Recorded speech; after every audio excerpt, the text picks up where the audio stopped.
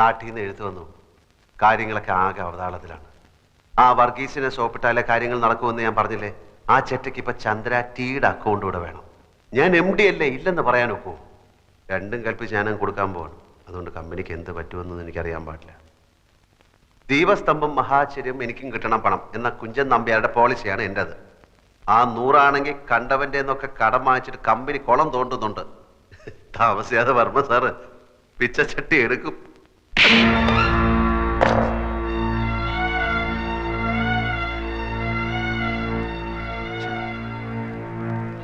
ചന്ദ്ര കൈയടക്കി, ചന്ദ്ര കൈയടക്കി, ചന്ദ്രയുടെ കൈയടക്കി, ചന്ദ്രയുടെ കൈയടക്കി, ഡോക്ടർ മേനോൻ, ചന്ദ്ര കൈയടക്കി, ചന്ദ്ര കൈയടക്കി, ചന്ദ്ര, ചന്ദ്രയുടെ കൈയടക്കി, ഡോക്ടർ മേനോൻ അവിടെ, doctor,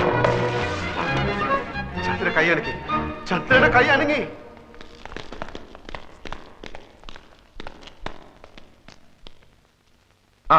lift your hand.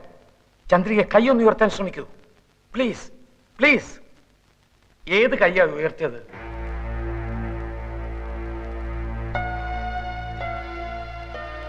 Right hand, വലത്തെ കൈ. Please, please make an attempt at least. മോളെ, ആ കൈ വീണ്ടും ഒന്ന് ഉയർത്താൻ നോക്കൂ പ്ലീസ്, പ്ലീസ് ട്രൈ. എപ്പോഴാ കൈ ഉയർത്തിയത്? ഞങ്ങൾ സംസാരിച്ചുകൊണ്ടിരുന്നപ്പോ. എന്ത് സംസാരിച്ചുകൊണ്ടിരുന്നപ്പോഴാ കൈ പൊക്കിയത്? അത് പിന്നെ ഞങ്ങൾ പഴയ കാര്യങ്ങൾ. എക്സാക്ട്ലി എന്താ പറഞ്ഞത്? ചന്ദ്രികയുടെ ആൽഫി എന്താ പറഞ്ഞുകൊണ്ടിരുന്നത് അത് പറയൂ. വർമ്മ സാറ് വർമ്മ സാറിന് എന്നെ എന്ത് ഇഷ്ടമാണ്, പിന്നെ ഞാൻ അദ്ദേഹത്തിന്റെ മകനെ പോലാണ്, എന്റെ അച്ഛൻ പോലും സ്നേഹിച്ചിട്ടില്ല, അങ്ങനെ എന്നൊക്കെ പറഞ്ഞു. എന്ന് പറഞ്ഞപ്പോഴാണ് എന്ന് പറഞ്ഞപ്പോഴല്ല, പിന്നെ ഞാൻ എത്ര ഭാഗ്യവാനാണ് നിന്നെ പോലൊരു പെണ്ണെ കിട്ടാൻ എന്ന് പറഞ്ഞപ്പോ കൈപൊക്കി. എന്നിട്ട് കൈപൊക്കിയിട്ട് എന്റെ കവളത്ത് തൊട്ടു. എക്സലന്റ്. അത് തന്നെ അവളോട് വീണ്ടും പറയൂ. കമോൺ ആൽഫി, അത് തന്നെ പറയൂ, പറയൂ. വീണ്ടും അത് റിപ്പീറ്റ് ചെയ്യൂ, പറയൂ. നീ എത്ര ഭാഗ്യവതിയാണ്, ഞാൻ എത്ര ഭാഗ്യവാനാണ്. നീ എത്രയെന്ന് തന്നെയാണോ പറഞ്ഞത്? ഞാൻ എത്ര എന്ന് പറഞ്ഞു, നീ എത്ര, രണ്ടും പറഞ്ഞു, അതും പറഞ്ഞു ഇതും പറഞ്ഞു. അതല്ലേ പറഞ്ഞത്, നേരത്തെ പറഞ്ഞ പോലെ ചന്ദ്രിക നമുക്ക് രക്ഷപ്പെടുത്തണ്ടേ? അതെ. ഞാൻ എത്ര ഭാഗ്യവാനാണ് നിന്നെ പോലെ ഒരു പെൺകുട്ടിയെ കിട്ടാൻ. കൈവക്കൂ പ്ലീസ്. നീ എത്ര ഭാഗ്യവതിയാണ്, ഞാൻ എത്ര ഭാഗ്യവാനാണ്. കൈവക്കൂ പ്ലീസ്. നീ എത്ര. വർമ്മ സാറിനെ പറ്റി പറഞ്ഞില്ലേ, അത് പറയൂ. അത് പറയാൻ പറ്റില്ല. അതെന്താ? അത് പറയാൻ പറ്റില്ല. അതെന്താന്ന് പറയാൻ പറ്റില്ല. വർമ്മ സാറിനെ പറ്റി പറഞ്ഞപ്പോഴല്ല കൈവക്കിയത്. ഞാൻ എത്ര ഭാഗ്യവാനാണ്, നീ എത്ര ഭാഗ്യവൻ എന്ന് പറഞ്ഞപ്പോഴല്ലേ കൈവക്കിയത്. അപ്പൊ അത് പറയുമ്പോഴല്ലേ കൈവക്കാൻ പറ്റുള്ളൂ. നേരത്തെ പറഞ്ഞില്ലേ അതുപോലെ സംഭവിച്ചു. കൈവക്കൂ പ്ലീസ്.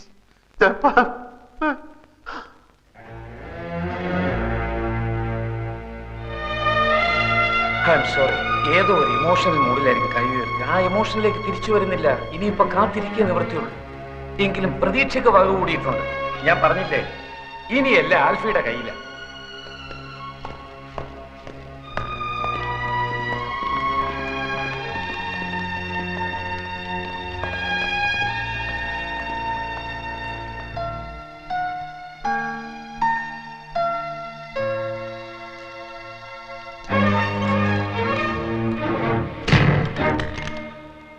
ഞാൻ ചന്ദ്രാറ്റിയുടെ അക്കൗണ്ട് മാറ്റി കൊടുക്കും. ഞാൻ 100 അക്കൗണ്ട് നിന്റെ ഓഫീസ് കുളം തോണ്ടിപ്പിക്കും. ഞാൻ പിന്നെ പിന്നെ പിന്നെ അവിടെ കിടക്കുന്ന സാധനവും മേശയും കസേരയും ഒക്കെ എടുത്ത് വിൽക്കും. ഞാൻ നിന്റെ തന്ത കൊണ്ട് പിച്ച ചട്ടി എടുപ്പിക്കും. അടിക്കാൻ എടി, ഞാൻ ആൽഫി കൂൽഫി വന്നത് ഞാൻ അപ്പുകൊണ്ട. നിനക്കറിയാം, ഞാൻ നിന്റെ ആൾക്കാരെ ഒക്കെ പറ്റിച്ച്, ഞാൻ ആ ഏണി പെണ്ണിനെ പറ്റിച്ച് നിന്റെ സ്വത്ത് മുഴുവൻ ഞാൻ അടിച്ചെടുത്തോണ്ടോ. എന്നെ അടിക്കടി. ഞാൻ നിന്റെ തന്തയും തെണ്ടി കുത്തുപാള എടുത്ത് വഴി നിൽക്കുമ്പോൾ ഞാൻ കണ്ട ഭാവം കാണിക്കില്ല. അടിക്കടി. നിനക്ക് ചുണ ഉണ്ടെങ്കിൽ അടിക്കടി. നിനക്ക് ധൈര്യം ഉണ്ട് എന്റെ കണ്ണക്കുറിക്ക് അടിക്കടി. അടിക്കാൻ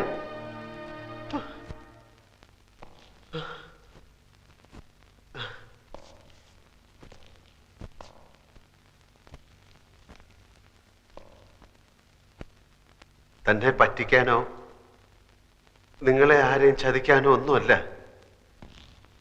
എന്റെ ഗതികേട് കൊണ്ടാണ് ഞാൻ ഈ നാടകം കളിക്കുന്നത്. എനിക്കാരെയും ദ്രോഹിക്കണ്ട. എനിക്കാരുടെ പണവും പദവിയും വേണ്ട. തനിക്കെല്ലാം അറിയാമല്ലോ. ഞാനെല്ലാം തന്നോട് ഒന്ന് പറഞ്ഞിട്ടില്ലേ? തന്റെ കയ്യോ കാലോ ഒന്ന് അനങ്ങി കിട്ടിയാൽ തന്നെ രക്ഷപ്പെടുത്താനാവുമെന്ന് ഡോക്ടർ പറഞ്ഞുകൊണ്ടാ ഞാൻ.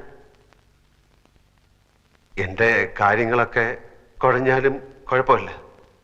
താൻ എണീറ്റ് നടക്കുന്ന കാണാൻ എനിക്ക് ആഗ്രഹമുണ്ട്.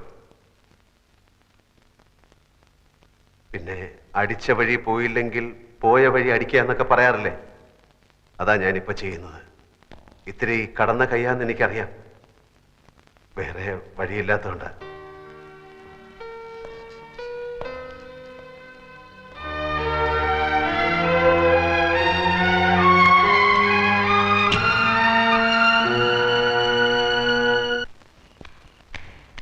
ആ 10 മണിക്കാണ് ട്രെയിൻ.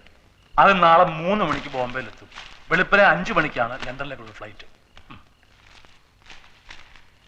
മനസ്സുണ്ടായിട്ടല്ല, നിന്റെ ഏറ്റവും വലിയൊരു ആഗ്രഹത്തിന് എതിര് നിൽക്കണ്ടല്ലോ എന്ന് വിചാരിച്ചിട്ടാ. ഈ പണവും പ്രതാപവും മാത്രം ഉണ്ടായിട്ട് വലിയ കാര്യമൊന്നുമില്ല. വയസ്സുകാലത്ത് കുട്ടികൾ കൂടെ ഉണ്ടാവണം, അതാ ഏറ്റവും വലിയ കാര്യം. 3 കൊല്ലത്തെ കാര്യല്ലേ ഉള്ളൂ. അത് കഴിഞ്ഞാ ഞാൻ ഇങ്ങോട്ട് തന്നെയല്ലേ വരിക. അത് ഞങ്ങളോടല്ല പറയേണ്ടത്. ദേ വിങ്ങി പൊട്ടി ഒരുത്തും പുറത്ത് നിപ്പുണ്ട്, അവനെ ഒന്ന് സമാധാനിപ്പിച്ചിട്ട് പോ.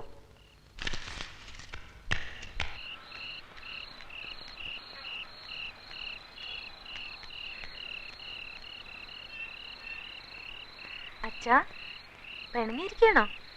ഞാൻ പണിയാൻ നിനക്കെന്താ? നിനക്ക് ഇംഗ്ലണ്ടിൽ പോകുന്നതല്ലേ വലിയ കാര്യം. ദേ ഇങ്ങോട്ട് നോക്കിയേ. പപ്പ എന്നെ പഠിക്കാൻ അയച്ചപ്പോ അച്ഛന് പറഞ്ഞുകൂടായിരുന്നോ, ഞാൻ വെറും ഡ്രൈവറാണ്, എന്റെ മോൾ ഇവിടെ വല്ല തൂത്തു തുടപ്പോ അടുക്കള പണിയോ ചെയ്തോണ്ട് ഇവിടെ നിന്നോളുന്ന്? അതിപ്പോ എല്ലാ തന്തമാർക്കും തോന്നില്ലേ മക്കള് പഠിച്ച് നന്നാവണമെന്ന്? അതിനല്ലേ ഞാൻ പോകുന്നത്. 3 വർഷം പഠിച്ച് വലുതായി മിടുക്കിയായി അച്ഛൻ്റെ അടുത്തേക്ക് തന്നെ തിരിച്ചു വരാൻ. പിന്നെ ഞാൻ അച്ഛൻ്റെ കൂടെ തന്നെയാ. ഞാൻ വേഗം വരും. പക്ഷേ ഒരു കാര്യം, നീ സായിപ്പിനോട് മിണ്ടാനും പിടിക്കാനും ഒന്നും പോണ്ട. ഇല്ല, എനിക്കറിയാം, ഉമ്മ തരും. ആ അത് തന്നെയാ. പിന്നെ പപ്പയോടും വല്യമ്മയോടും മറ്റെല്ലാവരോടും പ്രത്യേക അനുഗ്രഹം വാങ്ങണം. പോകും മുമ്പ് ആ ആൽഫിയെ കൂടെ ഒന്ന് കാണണം എന്നുണ്ടായിരുന്നു. എന്തിന്? ഞാൻ വിചാരിച്ചതുപോലെ കുഴപ്പക്കാരനല്ല അയാള്. എവിടെയോ ഒരു നല്ല മനസ്സുള്ള ആളാണെന്ന് തോന്നുന്നു. അതൊന്നും എനിക്ക് അറിഞ്ഞൂടാ. ഞാനിപ്പോ ചെകുത്താന്റെയും കടലിന്റെ ഇടയിലാ കിടക്കണേ. ഏതായാലും നാളെ നീ അങ്ങോട്ട് പറക്കല്ലേ. അവിടെ എന്നെ പോലുള്ള ഒരാൾക്ക് എന്തെങ്കിലും പണി കിട്ടുമെന്ന് നീ ഒന്ന് തിരക്കി വെച്ചോ. ഇവിടത്തെ പണി എത്ര നാളുണ്ടാവും എനിക്കറിയില്ല. ആ പിന്നെ ഞാൻ കാലത്ത് പോകും മുമ്പ് അയാളെ കാണാൻ പറ്റുമെന്ന് തോന്നുന്നില്ല. അച്ഛൻ ഈ എഴുത്തൊന്ന് അയാളെ കൊടുത്തേക്കോ? എന്താ സമ്മതം കിട്ടിയോ? കിട്ടി. അതേതായാലും നന്നായി. ഇല്ലെങ്കിൽ നീ പോയാൽ ഇയാളിനെപ്പോഴായി കൊന്നേനെ. കോണ്ടസാ എന്താ? കോണ്ടസാ റിപ്പയർ അല്ലേ? അവക്ക് രാവിലെ പോകാൻ ടാക്സി അറേഞ്ച് ചെയ്യണം. ഇപ്പൊ തന്നെ എന്റെ ആവി പോയാനെ. ദാ